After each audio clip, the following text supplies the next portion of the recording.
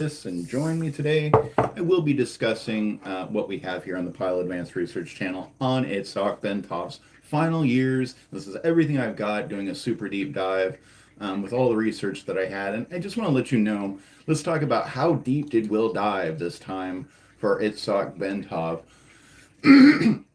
Bentov had mentioned a few names in Stalking the Wild Pendulum, people that he had thanked for their research or their work on certain things.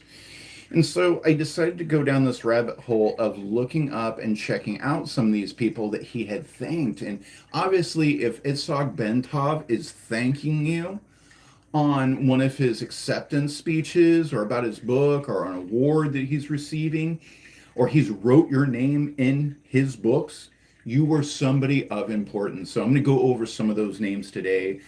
That's the rabbit hole that I kind of went down. And in the end, we're going to talk about maybe kind of what he was working on at the time when he passed, what we know for sure, kind of what he was doing. And then we'll speculate a little bit with the most realistic improbability of someone like me, who's a huge fan of his and what I think was going on. So let's go over some of the names who were in Stalking the Wild Pendulum that he had mentioned.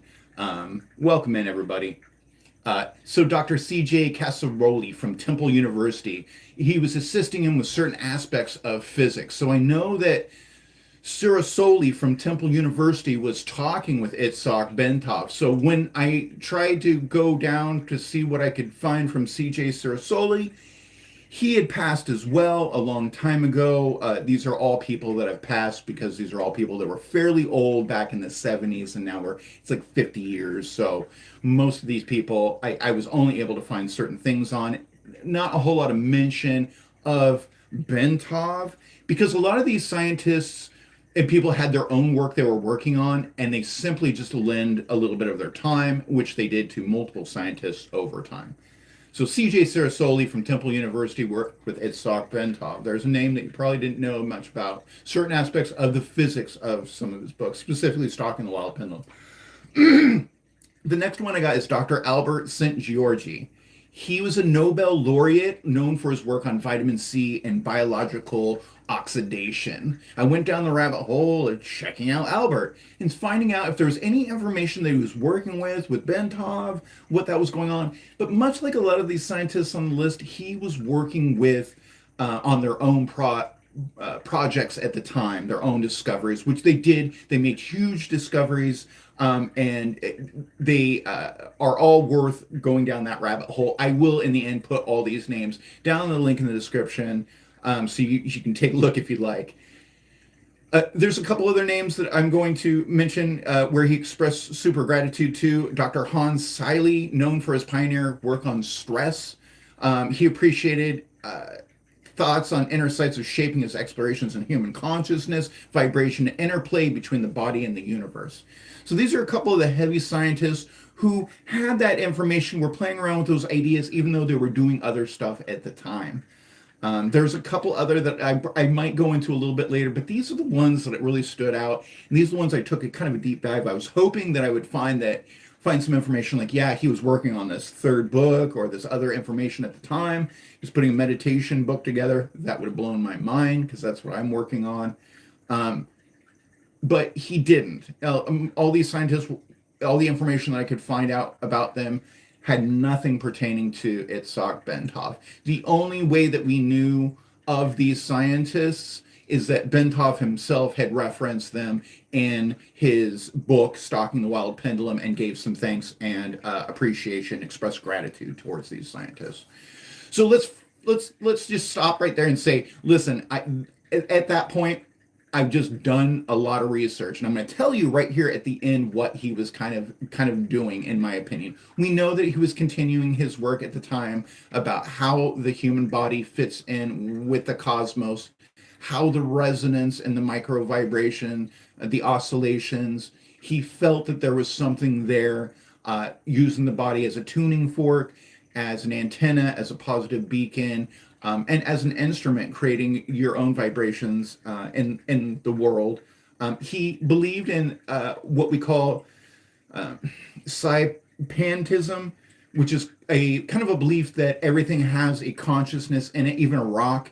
Not the type of consciousness that you would like the rock is not really conscious in that aspect that you and I would understand it. It's the fact that it's built on the same fabric of life and building blocks like atoms and molecules that are particles, but they're also waves. So it's hard to explain from Itzhak's point of view. All of this is connected through a consciousness wave system. Okay. That's why it was really important for him to find those. He was finding a lot of reflection in the human body as well as the universe. That you can look that up in his second book, the Cosmic Book of uh, Mechanics of Creation. That's what I'm going to say. I'm getting my English mixed up because I've been trying to read these in actually in a couple different languages. If you have a great language, put it down below. I'll be glad to try to translate some of this a little bit later. But right at the end, he was working on something what we call the enlightened body.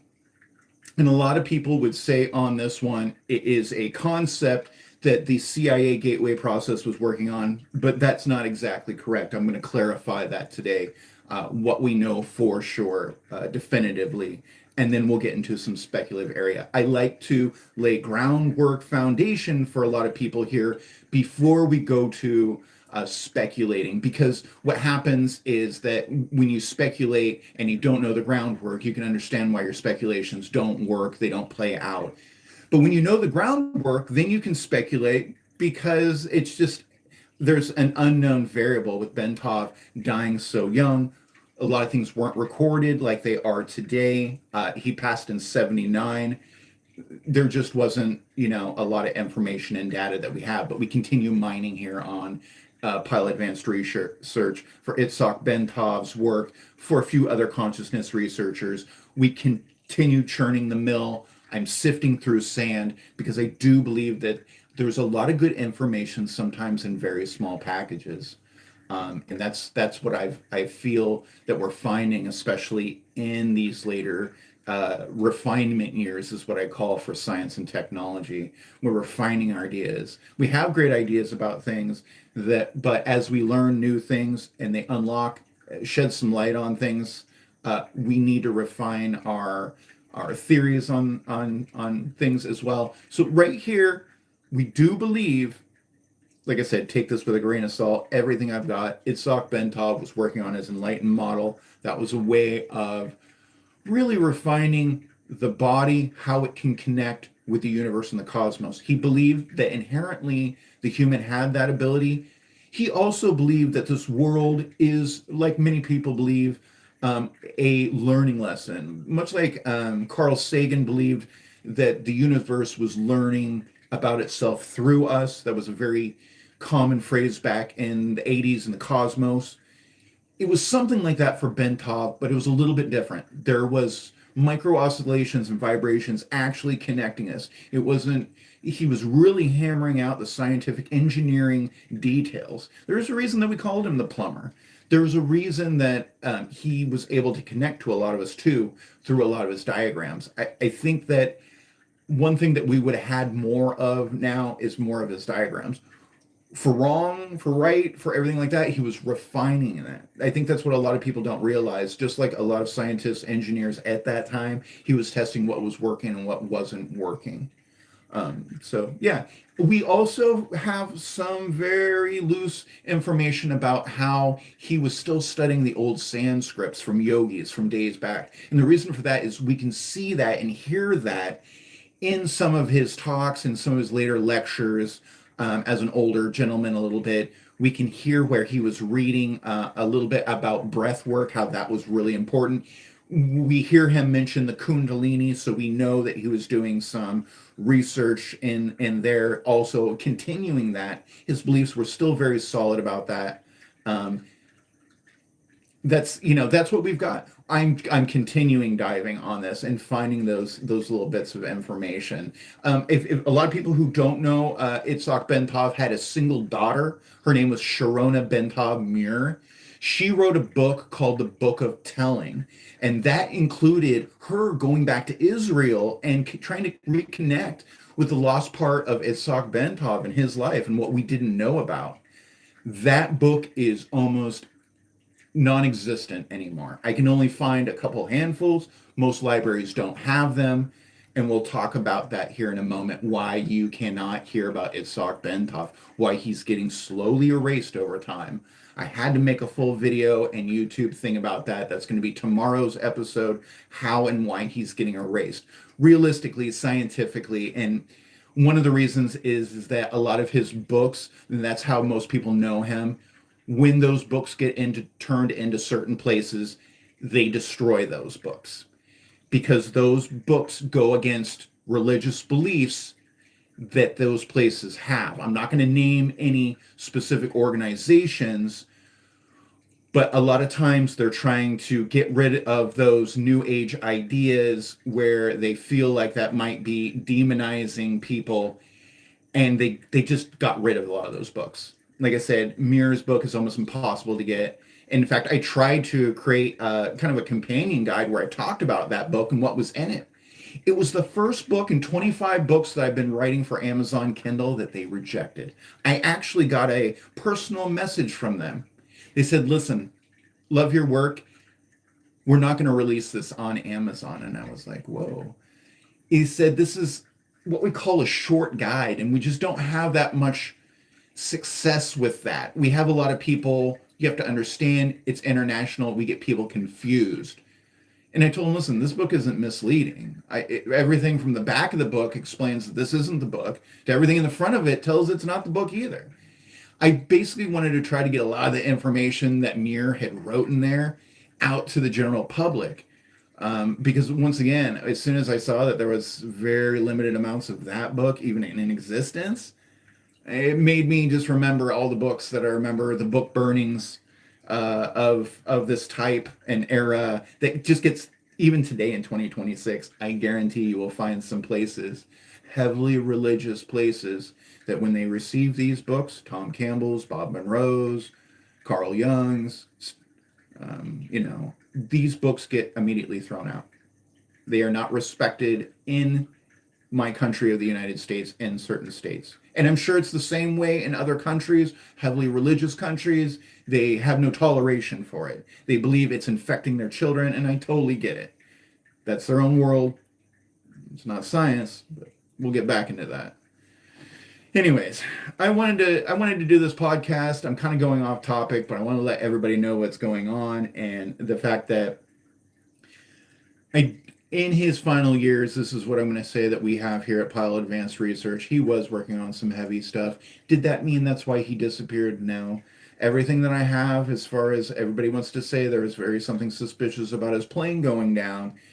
But the reality of it is that plane was in the air making several trips before that engine detached from that plane.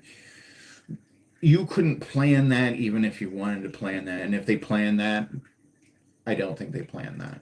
That's unfortunate. 191 American Airlines was a real tragedy. To this day, it was the single most tragic airline that ever went down. If you were going to change the course of history, or you were scared of somebody creating crazy thoughts and coming up with wild things, Bentov wouldn't have been the first person you brought down in the biggest airplane crash in history.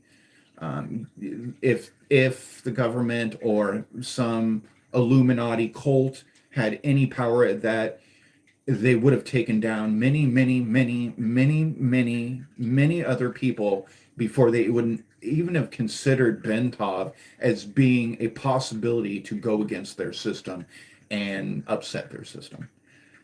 Bentovs was on the outlining area of some outlining consciousness thought. Was there possibility in it? Sure, there's always possibility that you could tap into something unknown at any day. And I tell people that right now. I said, you could go and meditate and tap into something nobody's ever seen before, because you have something called the brain, the consciousness, and its unheard power. Nobody's been able to really truly harness it in any way.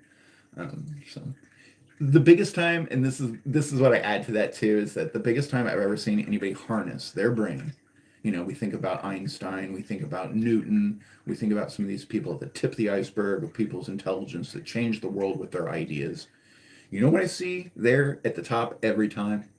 I see sheer determination and love for the game. That's it every time. What about their brain? But weren't they from this country? But didn't they have a computer? A lot of these people didn't. A lot of these people had very little, especially money. These ones that changed the course of history. Some did. But you know what they all had? Sheer determination, love for the game. That's what I try to bring to this channel. I'm happy being here. I'm happy to talk about it on my podcast. I'm hoping that I share some of this energy with all of you today. I thank you. I do appreciate everybody. I can barely see the screen from here. Between the lighting and everything else. I will take a look at the comments later. I do appreciate y'all coming here and adding something to the conversation. Like I said, a lot of people wanted to know about the enlightened model I've been working on. Still kind of developing what he was working on. As far as I know, we may never know unless I can really discover some more stuff. He does the meditation, trying to harness the power of the consciousness, connecting with the universe. This follows what a lot of other people do. I'm not even going to say religions. There's a lot of people that practice meditations, practice enlightenment, out-of-body experiences. Sometimes has to do with religion, sometimes has nothing to do with religion. But a lot of these people share this thing. They share that escaping this world to another world, sharing that world, sharing the experiences from coming back from that world. So I am going to go into that a little bit more. I wrote a book about out-of-body experiences, everything we had up to this point here at Pyle Advanced Research. But just like Bentov, we're just kind of sifting through the ashes, trying to find anything that we can, taking morsels. A lot of people, the reason I started doing this is I found out nobody else was doing this. What do you mean you're not? Well, it was a thought back in the 70s.